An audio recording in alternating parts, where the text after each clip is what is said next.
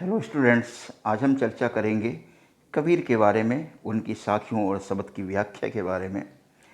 जैसा कि यहाँ पर लिखा हुआ है कि कबीर का जन्म और उनकी मृत्यु के बारे में अनेक सारी भ्रांतियाँ प्रचलित हैं।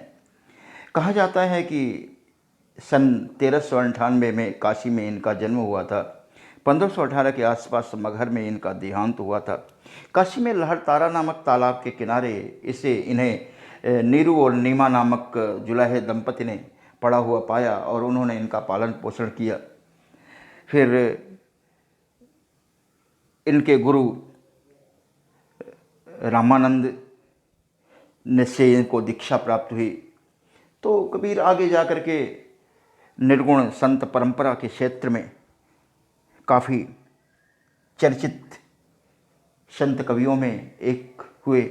इनकी भाषा सदुक्कड़ी भाषा है, जिसे पंचमेल खिचड़ी कहा जाता है। इनके प्रमुख ग्रंथ हैं कबीर ग्रंथावली, और इनके मानने वाले बीजक नाम से इनके ग्रंथ की चर्चा विशेष करते हैं। साखी शब्द रामायणी भी इनके काव्य कृतियों में उल्लिखित माने जाते हैं। तो आगे हम चर्चा करते हैं सीधे सीधे शब्द पर। तो पहला शब्द हमारे सिलेबस में है, दूसरा शब्द हमारे सिलेबस से निकाल दिया गया है। तो मैं पहले शब्द की व्याख्या करता हूँ। मुँह को कहाँ ढूंढे रे बंदे, मैं तो तेरे पास में। कबीर के माध्यम से ईश्वर अपनी अभिव्यक्ति देता है। वह कहता है, मुँह को कहाँ ढूंढे रे बंदे, बंदे तू मुझे कहाँ ढूंढता है, मैं तो तेरे पास में। मैं तो तुम्हारे पास में ही हूँ, मैं तो तुझसे दूर नहीं हूँ। ना मैं देवल ना मैं मस्जिद ना काबे कैलाश में। ना तो मैं देवल में हूँ अर्थात देवालयों में हूँ, ना मैं मस्जिद ना तो मैं किसी मस्जिद में हूँ, ना काबे कैलाश में, न तो मैं काबे में हूँ ना तो मैं कैलाश में हूँ।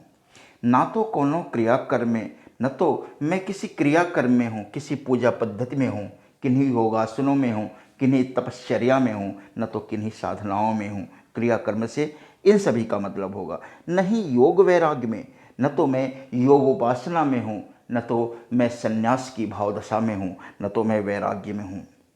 खोजी होए तो तुरते मिले हों पल भर की तलाश में।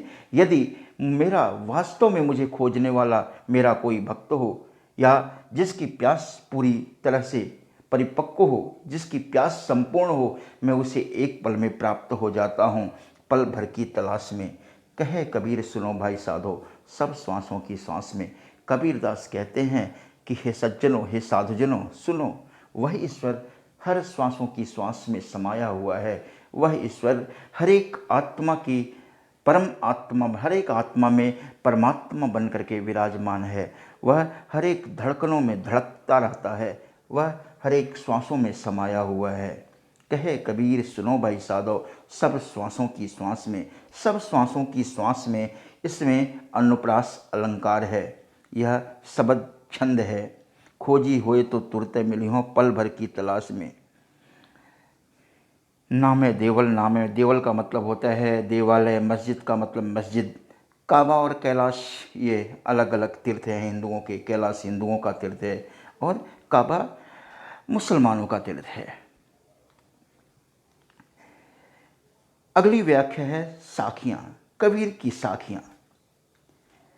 पहली साखी, मानसरोवर सुभरजल, हंसा केली कराही, मुक्ता फल मुक्ता चुगय, अब उड़ अनत न जाही। मानसरोवर सुभरजल, कबीर कहते हैं मानसरोवर सुभरजल, मैंने मन रूपी सरोवर को भली प्रकार से भर लिया। सुभर जल, ज्ञान रूपी जल से भर लिया। हंसा केली कराही, और उसमें हंसा अर्थात प्राण रूपी हंसा, केली कराही तैरता है, क्रीड़ा करता है। उसमें कबीर कहते हैं कि मैंने मन रूपी सरोवर को, हृदय रूपी सरोवर को ज्ञान रूपी जल से भर लिया। अब उस सरोवर में मेरा आत्मा रूपी हंस क्रीड़ा करता है, तैरता है, आनंदपूर्वक तैरता है। मुक्ता फल मुक्ता चुगय, मुक्ता फल मतलब मुक्ति देने वाला फल। इस संसार से, इस संसार के सांसारिक बंधनों से मुक्ति देने वाला फल। मुक्ता का मतलब मुक्त जन, साधुजन। मुक्ता का मतलब मेरी, मैं, अर्थात कहते हैं कबीर कि मैं मुक्ता, ना मुक्ति के लिए इच्छुक, मुक्ता फल मुक्ता चुगय। अब साधुजन, अब मुक्तजन मुक्ता फल, मुक्ति देने वाले फल को अपने ही हृदय रूपी सरोवर में चुन लेते हैं। वह आत्मा रूपी हंस अब अपने ही हृदय रूपी सरोवर में, जिसमें ज्ञान रूपी जल भरा हुआ है, उसी में मुक्ति के मोती चुन रहा है। अब उड़ अनंत न जाहि, अब वह हंस उड़ करके कहीं और नहीं जाता, क्योंकि उसे मुक्ति देने वाला मोती उसी के हृदय रूपी सरोवर में, जिसमें ज्ञान रूपी जल भरा हुआ है, उसी में प्राप्त हो गया। इसलिए वह उड़ करके कहीं और नहीं जाता है। प्रेमी ढूंढत मैं फिरो, प्रेमी मिले न कोय, प्रेमी को प्रेमी मिले सब विष अमृत होए। प्रेमी ढूंढत मैं फिरो, मैं का मतलब यहाँ अहंकार से है, प्रेमी का मतलब निरअहंकार से है, अहंकार शून्यता की भावदशा से है। प्रेमी अहंकार ढूंढता हुआ फिरता था किसी निरहंकार व्यक्ति को। अहंकारी व्यक्ति, एक अहंकारी, एक प्रबल बुराइयों से भरा हुआ व्यक्ति, अहंकार के नशे में मत वाला व्यक्ति किसी सहज सीधे साधे व्यक्ति को ढूंढता हुआ फिरता था। लेकिन प्रेमी मिले न कोई, उस व्यक्ति को कोई ऐसा प्रेमी नहीं मिला जिसके हृदय का भाव सहज हो, जो सरल हो, जो सौम्य हो। कोई ऐसा प्रेमी नहीं मिला। प्रेमी मिले न कोई, क्योंकि वह अहंकारी व्यक्ति की तलाश थी, वह अहंकार की तलाश थी। अहंकार की तलाश कभी प्रेम पात्र नहीं हो सकती है। प्रेमी को प्रेमी मिले सब विष अमृत होए। कबीर कहते हैं प्रेमी को ही प्रेमी मिलता है, एक सौम्य व्यक्ति से ही सौम्य व्यक्ति मिलता है, एक सज्जन को ही सज्जन मिलता है, एक साधुजन को ही साधुजन मिलता है। प्रेमी को प्रेमी मिले, एक सहज निरअहंकार व्यक्ति को ही एक सहज निरअहंकार व्यक्ति प्राप्त होता है। सब विष अमृत होए, और ऐसा जब कभी भी होता है तो सारी वैमनस्यताएं सहिष्णुता में परिवर्तित हो जाती हैं, सारे मन के विष अमृत में परिवर्तित हो जाते हैं। सब विष अमृत होए, प्रेमी को प्रेमी मिले। प्रेमी को प्रेमी मिले में यहाँ पर पुनरुक्ति प्रकाश अलंकार है, प्रेमी शब्द के आवृत्ति के कारण, और दोनों बार प्रेमी शब्द का अर्थ समान है। प्रेमी प्रेमी ढूंढत मैं फिरो, प्रेमी मिले न कोय। तो यहाँ पर अनुप्रास अलंकार भी म वर्ण की आवृत्ति के कारण कह सकते हैं हम, लेकिन हमें ये बताना होगा कि क्यों यह अलंकार, अगर अनुप्रास अलंकार है तो क्यों है, पुनरुक्ति प्रकाश अलंकार है तो क्यों है। तीसरा है हस्ती चढ़िए ज्ञान को सहज दुलीचा डार, स्वान रूप संसार है भूखंदे चकमार। कबीरदास कहते हैं हस्ती चढ़िए ज्ञान को, ज्ञान की हाथी की सवारी करो, ज्ञान की हाथी पर सवार हो, हस्ती चढ़िए ज्ञान को सहज दुलीचा डार। लेकिन जब भी ज्ञान की हाथी पर सवार हो, जब भी ज्ञान की हाथी पर बैठो, सहज दुलीचा डाल, सहज भाव का दुलीचा डाल लो। अर्थात जब भी ज्ञान पर आरूढ़ हो तब सहज भाव में बने रहो, निरअहंकार की दशा में बने रहो। स्वान रूप संसार है भूखंदे जखमार, स्वान रूप संसार है। जब ज्ञान की हाथी पर आरूढ़ होकर के जब ज्ञानी जन अपने निरअहंकारता की मस्ती में मतवाला चलता है, तब स्वान रूप संसार है, कुत्ते भौंकते हैं।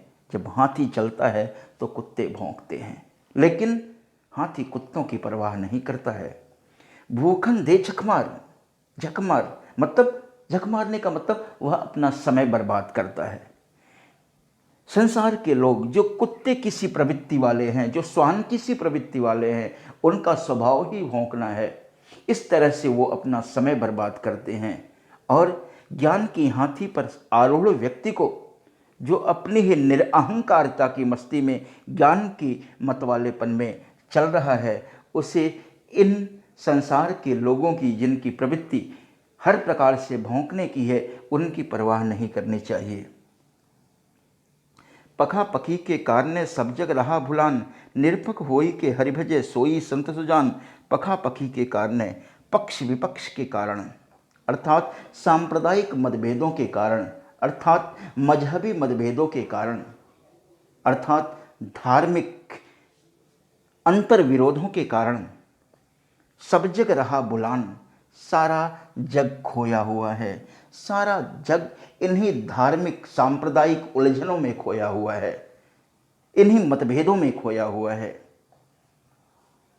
सब जग रहा बुलान। निरपक होई के हरि भजे सोई संत सुजान। जो निरपक्ष होकर के अर्थात पक्षपात विहीन होकर के, जो सांप्रदायिक मतभेदों से विहीन होकर के, जो धार्मिक अंतर विरोधों से मुक्त होकर के हरि भजय ईश्वर की स्तुति करता है, ईश्वर का भजन करता है, सोई संत सुजान, वही वास्तविक अर्थ में संत है, वही सच्चा संत है। सोई संत सुजान में अनुप्रास अलंकार है और यह छंद दोहा छंद है। अगला दोहा है, हिंदू मुआ राम कही मुसलमान खुदाई। कहे कबीर सो जीविता जो दुह के निकट न जाए। हिंदू मुआ राम कही, कबीरदास कहते हैं हिंदू मुआ, हिंदू मर गया। राम कही, राम कहते कहते, राम कहते कहते, ईश्वर की स्तुति करते करते, ईश्वर की पूजा पाठ करते करते, ईश्वर को पढ़ते पढ़ते, शास्त्रों को पढ़ते पढ़ते हिंदू मुआ, वह मर गया। उसे कुछ भी प्राप्त नहीं हुआ, उसे मात्र मृत्यु ही प्राप्त हुई। मुसलमान खुदाई, और दूसरी तरफ मुसलमान भी खुदा को रटते रटते मर गया, उसे भी आखिरी में मृत्यु ही प्राप्त हुई। कहे कबीर सो जीविता जो दुह के निकट न जाए। कबीरदास कहते हैं सो जीविता, वही वास्तव में अमरत्व को प्राप्त करता है, वही वास्तव में ईश्वर तत्व को प्राप्त करता है, वही वास्तव में ईश्वर तत्व को प्राप्त करके अमरत्व को प्राप्त करता है।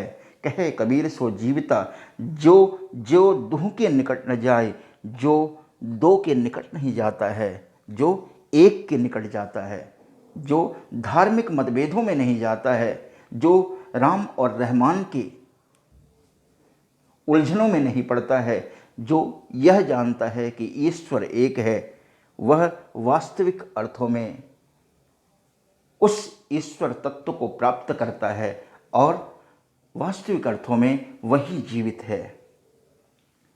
काबा फिर काशी भया, राम ही भया रहीम। मोड़ चून मैदा भया, बैठ कबीरा जीम। काशा काबा फिर काशी भया। कबीर कहते हैं काबा फिर काशी भया, एक बार फिर से काबा और काशी दोनों एक हो गए कबीर में आकर के। एक बार फिर काबा और काशी कबीर की हृदय की पृष्ठभूमि में, कबीर की ज्ञान के पृष्ठभूमि में आकर के एक हो गए। कबीर ने जान लिया कि काबा और काशी दोनों में कोई अंतर नहीं है। दूसरे अर्थ में इसकी व्याख्या हम इस तरह से भी कर सकते हैं, काबा फिर काशी भया। कबीर कहते हैं कि मैं काबा भी फिर आया, मैंने काबा को भी जाना, मैंने काबा को भी अनुभूत किया, मैंने काबा को भी हृदयंगम किया, मैंने काबा को भी अपनी अंतर्दृष्टि से देखा। राम ही भया रहीम, और फिर काशी भया, और मैंने काशी को की भी प्रतिभिज्ञा की, मैंने काशी को भी जाना, मैंने काशी को भी पढ़ा। राम ही भया रहीम, और मैंने जाना तो ये जाना कि राम ही भया रहीम, जो काशी में राम था, राम ही भया हो गया, रहीम हो गया, काबे में जाकर के वह रहीम हो गया। अर्थात जो काशी में राम बन करके है, वहीं काबे में रहीम बन करके अर्थात खुदा बन करके विराजमान है। मोड़ चून मैदा भया, बैठ कबीरा जीम। ठीक उसी प्रकार से कबीर के लिए राम और रहीम का रसास्वादन एक ही तरह का है। राम और रहीम में कबीर के लिए कोई फर्क नहीं है, दोनों का रसास्वादन वह भली प्रकार से करते हैं, बिना किसी अंतर विरोध के प्राप्त हुए करते हैं। ठीक उसी प्रकार जैसे कोई व्यक्ति ये जान लेता है कि मैदे और आटे में कोई अंतर नहीं है, दोनों एक ही अन्न गेहूं से प्राप्त होने वाला है, जो यह जान लेता है वह फिर आराम से दोनों का रसास्वादन एक ही तरह से लेता है, संभाव से लेता है। मोड़ चून मैदा भया, बैठ कबीरा झीम। कबीर बैठ करके झीम रहा है, अर्थात कबीर बैठ करके राम और रहीम दोनों का रसास्वादन एक ही तरह से संभाव से कर रहा है। ऊंचे कुल किया जन्मिया जे करनी न ऊंची होए, सुबरन कलश सुराभया साधु निंदा सोई। कबीर कहते हैं, ऊंचे कुल क्या जन्मिया, तुमने ऊंचे कुल में जन्म क्या लिया। जे करनी न ऊंची होए, ये तेरे कर्म ही ऊंचे नहीं हुए। ऊंचे कुल में जन्म लेकर के निकृष्ट कर्म करने वाला व्यक्ति ठीक उसी प्रकार से है जैसे सुवर्ण कलश सुराभरा, सोने के गले में घड़े में मदिरा भरी हुई हो। ठीक उसी प्रकार है जैसे सुंदर घड़े में, सुवर्ण मतलब सुवर्ण, सुंदर रंग के घड़े में, सुंदर ढंग के घड़े में मदिरा भरी हुई हो। और साधुजन ऐसे व्यक्तियों की निंदा करते हैं जो सोने में घड़ी भरी हुई मदिरा की तरह ऊंचे कुल में जन्म लेकर भी निंदनीय व्यवहार करने वाले होते हैं। साधुजन ऐसे व्यक्तियों की निंदा करते हैं। इस तरह से यह रहा कबीर की साखियों और शब्द का संपूर्ण विश्लेषण और उसकी व्याख्या। तो आप इस वीडियो को गौर से सुनिएगा और शब्दों पर विशेष ध्यान दीजिएगा। ठीक, थैंक यू, धन्यवाद।